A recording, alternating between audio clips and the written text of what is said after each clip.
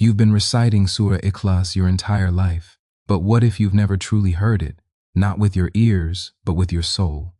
Ibn Arabi didn't simply read Ikhlas, he entered it, and what he discovered inside changes everything. This surah was never just a chapter. Ibn Arabi, the mystic of Andalusia, said, Surah Ikhlas is not merely a statement about God. It is God unveiling himself through your own voice. When you say Allah, you're not just expressing belief, you're echoing an ancient truth, the truth breathed into your soul before it ever touched the world. He wrote, when the knower recites Ikhlas, he does not recite it to God. He recites it with God. Strange? Stay with it. Because in Ibn Arabi's understanding, every verse of Ikhlas is alive, not symbolically, but vibrantly alive, pulsing with divine presence. He believed this surah is not passive. It acts upon you if you allow it to.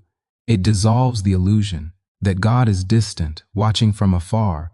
Instead, it calls you back to the truth that everything, your breath, your pulse, your very voice, moves within the sea of divine unity.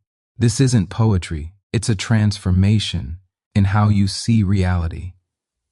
Ikhlas isn't just proclaiming God as one, it is awakening to the fact that you were never separate from that oneness. So next time you recite it, don't merely read, listen for the echo of your soul answering. We hear Allah is one so often that the words barely move us. But for Ibn Arabi, Ahad wasn't simply one. It was a spiritual truth that has no second, no counterpart, no division. He called it the oneness outside of which nothing can exist. Consider that if God is truly Ahad, not one among many, but the only real existence, then what are we? Ibn Arabi said, you are not a separate creature seeking God. You are a wave trying to remember the ocean it came from. When you say Allah, you're not informing him of his unity. You're reminding yourself of the illusion that anything could ever stand apart from him. And here is the mystery. The more deeply you taste this oneness, the more intimate God becomes. Not a distant ruler, not an impersonal force, but the breath behind your breath. That's why Ibn Arabi taught, true Tawheed is not saying God is one, it is seeing nothing but him, and when that vision settles, your experience of life changes. Fear fades, loneliness loosens its hold. For how can you be alone when you are held, surrounded, carried by the one without a second? Allahus Samad, just two words, but an entire universe is inside them. Commonly we translate it as the eternal, the self-sufficient, the one upon whom all things depend.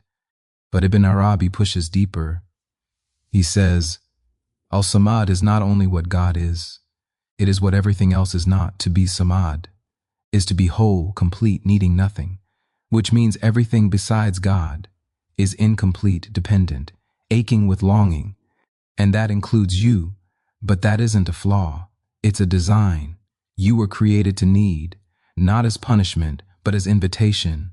Ibn Arabi said that God created the servant needy, so the servant would always turn to the fountain of sufficiency. Your search for meaning, your restlessness, your yearning in the night, none of it is weakness, it is your soul remembering. It was never built to stand alone. So when you say Al-Samad, don't imagine only a majestic throne. Feel the pull inside your chest, the upward yearning. That longing is worship. And in Ibn Arabi's vision, worship is not pleasing God. It is recognizing you are already held by him. You don't pray to attain his presence. You pray to recall that you never left it. Lam Yalid wa Lam Yulad. He neither begets nor is begotten. You might hear this and think, it's simply theology. God has no child, no origin. But Ibn Arabi reads liberation in it. To be born is to come from something else. To beget is to bring forth something separate. But God is neither effect nor cause in a chain. He is the beginning and beyond beginning. And here's the profound part. You were fashioned with a hint of that freedom, not physically, but spiritually. You were not made to be imprisoned. by your past, your upbringing, your labels, your wounds. None of these define your core. Your root is deeper. Ibn Arabi wrote, "The servant who sees God as unbegotten begins to see himself as no longer confined by what caused him." Meaning, your pain is not who you are. Your trauma is not your fate. You are more than your history. You are a soul reflecting a higher origin. So when you recite Lam Yalid wa Lam Yulad, you're not only affirming God's transcendence, you redeclaring your own release, your ability to rise beyond the world's definitions. Wa lam yakun lahu kufuwan ahad. There is none like him. The surah closes with this verse, like a soft whisper after a storm. But to Ibn Arabi, it's a command, a gentle one. Release the image of God you've trapped in your mind. He said, whatever picture you hold of God, that is not him. He is always beyond it. We all carry images, a distant ruler, a strict judge, a merciful parent. But these are shadows, not the real. God is beyond shape, beyond concept, beyond imagination.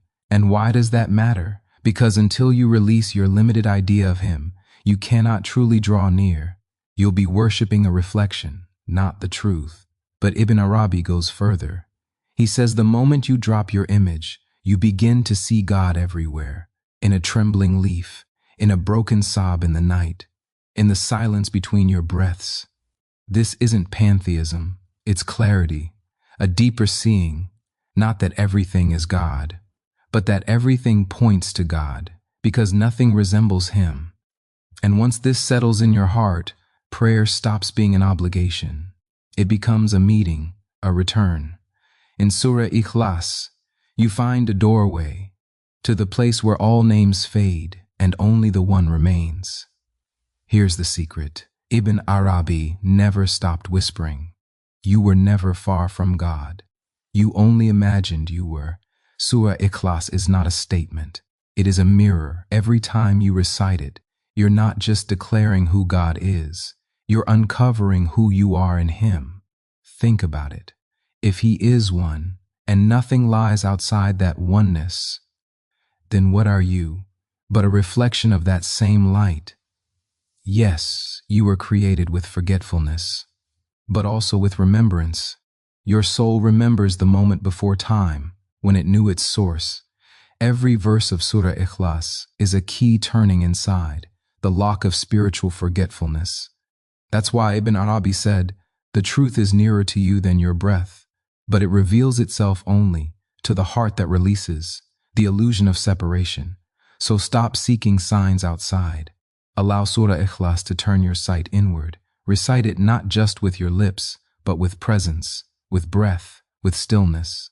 And when you do, something shifts. You don't simply recite the surah, you become it. Not that you become God, no, but you become transparent to him, like clear glass, like an undistorted mirror.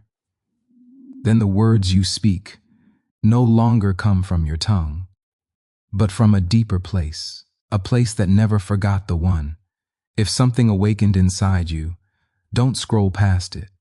This wasn't just a video, it was a reminder, a crack in the wall, between you and the one. Subscribe to Heart's Whisper, because what you've heard is only the beginning. The next step isn't more information, it is deeper remembering,